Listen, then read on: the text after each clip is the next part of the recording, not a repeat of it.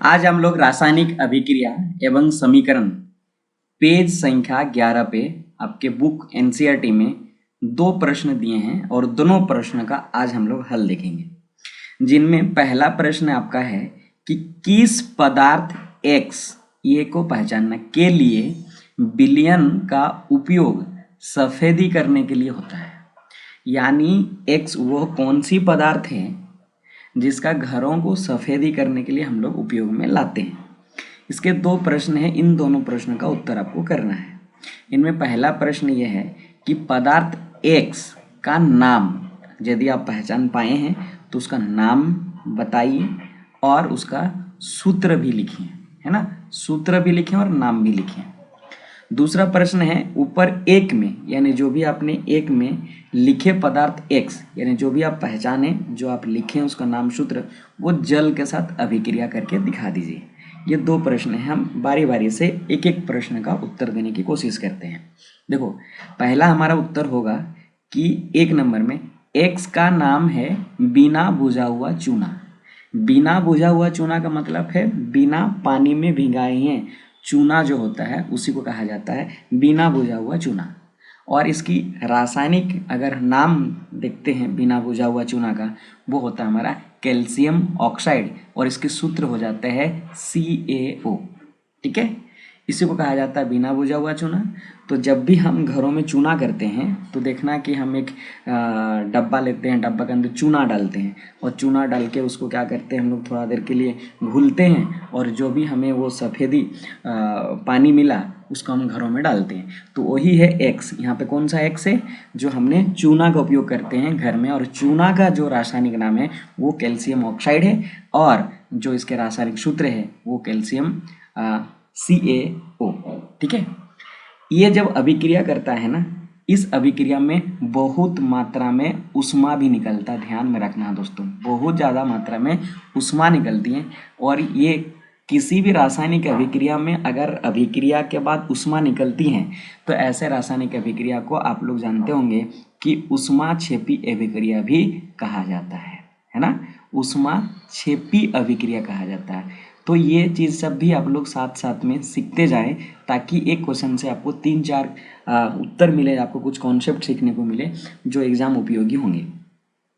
चलिए, इसको अगर दो का अगर हम आंसर करते हैं, ऊपर में लिखे पदार्थ X हमने पहचान लिया क्या है, ये बिना बुझा हुआ चूना जिसका रासायनिक सूत्र होता है CaA। अब इसको अभिक्रिया कराते हैं जल के साथ। देखो, हमारा CaO लिए प्लस जल का रासायनिक सूत्र H2, ये दोनों आपस में अभिक्रिया करेगा तो हमारा बनाता है calcium hydroxide. Calcium hydroxide CaOH2। यहाँ पे अभिक्रिया कैसे हुआ ये बड़ा इंपॉर्टेंट है, आप तो याद नहीं रख सकते इन चीज़ों को। देखो, यहाँ पे क्या करेगा ना, ये जो कैल्शियम और ऑक्साइड है ये जल के साथ अभिक्रिया करेगा, दोनों आपस में मिल जाएगा।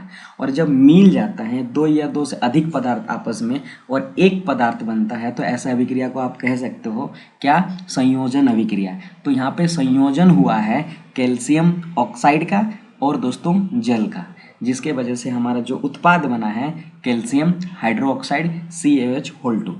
एक बात और ध्यान देने वाली बात है कि याद रखना, जब भी धातु ऑक्साइड जल के साथ अभिक्रिया करेगा तो उसका हाइड्रो ऑक्साइड बनाएगा। कोई भी धातु ऑक्साइड है जल के साथ अभिक्रिया करेगा तो हाइड्रो ऑक्साइड बनेगा उस धातु का। तो यहाँ पे देखो, कैल्शियम हमारा धातु है और ऑक्साइड है, कैल्शियम ऑक्साइड मतलब धातु का ऑक्साइड है, जल के साथ अभिक्रिया करा तो हमारा क्या बना, उसी धातु का हाइड्रो ऑक्साइड का निर्माण हुआ है। ये एक हमारा इंपॉर्टेंट है, ये भी आप ध्यान में रखना है। चलिए हम क्वेश्चन नंबर 2 का उत्तर देने की कोशिश करते हैं। क्रियाकलाप 1.7 में एक प्रणाली में एकत्रित गैस की मात्रा दूसरी से 2 गुनी क्यों, उस गैस का नाम बताइए, है ना। उस गैस का नाम बताइए कि दो गैसें कौन कौन सी है, उसकी मात्राएं क्या है। तो अगर क्रियाकलाप 1.7 में एक प्रणाली में एकत्रित गैस की मात्रा दूसरी से 2 गुनी है, ऐसा उत्तर करना है, क्योंकि जल के विद्युत अपघटन में हाइड्रोजन तथा ऑक्सीजन 2:1 की मात्रा में प्राप्त होती है। जल के विद्युत अपघटन में निम्नलिखित अभिक्रियाएं होती हैं। यानी दोस्तों, ये जो अभिक्रिया है उस अभिक्रिया का नाम है विद्युत अपघटन। ठीक है, इसको हम लोग बोलते हैं इंग्लिश में इलेक्ट्रोलाइसिस। यानी अपघटन का मतलब टूटना और विद्युत धारा प्रवाहित करके अगर टूटा है तो ऐसे अभिक्रिया को कहलाता है विद्युत अपघटन अभिक्रिया। देखो हम पहले रासायनिक अभिक्रिया को लिखते हैं, समझते हैं। तो सबसे पहले हम यहाँ पे एक पिक्चर के माध्यम से आपको समझाने की कोशिश कर रहे हैं ताकि आपको बेटर अंडरस्टैंडिंग हो जाए, है ना। यहाँ पे अब देख सकते हैं आपके बुक में भी ये फोटो होगा। यहाँ पर एक प्लास्टिक के मग लिया गया है और इस प्लास्टिक के मग में 2 इलेक्ट्रोड लिया गया है और इसमें देखो ग्रेफाइट का इलेक्ट्रोड लिया गया है। ग्रेफाइट का मतलब होता है कार्बन का अपर रूप होता है ग्रेफाइट, और कार्बन हमारा अधातु है जिससे क्या करे अभिक्रिया ना कर जाए, इसलिए ग्रेफाइट का लिया गया। और आप सब जानते होंगे कि ग्रेफाइट विद्युत के सुचालक होते हैं, है ना। और हम यहाँ विद्युत धारा प्रवाहित करेंगे जल में, तब हम लोग उस अभिक्रिया कहते हैं विद्युत अपघटन। तो इसके थ्रू ही करेंगे क्योंकि इससे हमारा विद्युत का सुचालक होता है, ठीक है। ये प्रणाली है, देखो 2 है ना, और इसमें जल लिया गया है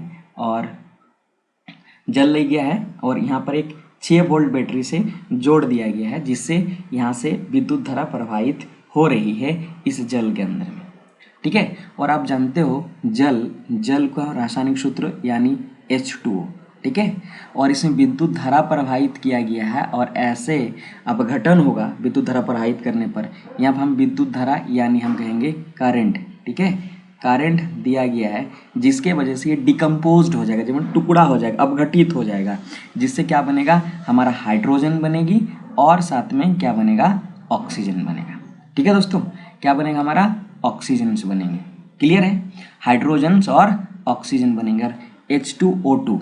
यहाँ पर अगर आप देखेंगे, है ना, क्योंकि हाइड्रोजन भी हमारा द्विआण्विक अणु है इसलिए H2 लिखा जाएगा और ऑक्सीजन भी द्विआण्विक अणु है इसलिए O2 लिखा जाएगा। बात क्लियर है। अगर आप यहाँ पे देखते हैं कि हम पहले इसको बैलेंस करेंगे तो देखो हाइड्रोजन कितनी है, यहाँ पे 2 है और इधर लेफ्ट साइड में भी आपके 2 हाइड्रोजन है, तो ये हमारा संतुलित है। ऑक्सीजन कितने हैं, 1 ऑक्सीजन है, यहाँ पर कितने ऑक्सीजन है, 2 ऑक्सीजन। तो हमें क्या करना पड़ेगा, इनको हमें करना पड़ेगा कि संतुलित। अगर इधर 2 है तो इधर भी 2 करना पड़ेगा, इसलिए हमने क्या किया यहाँ पे 2 से गुना कर दिया जिससे हाइड्रोजन 4 हो गई, ऑक्सीजन 2 हो गया। लेकिन हाइड्रोजन अब दायां तरफ 2 है तो इसको भी 4 करने के लिए हमें 2 से करना पड़ेगा, ठीक है दोस्तों। अब हम इस रासायनिक अभिक्रिया से हमें क्या मिला ये समझने की कोशिश करते हैं।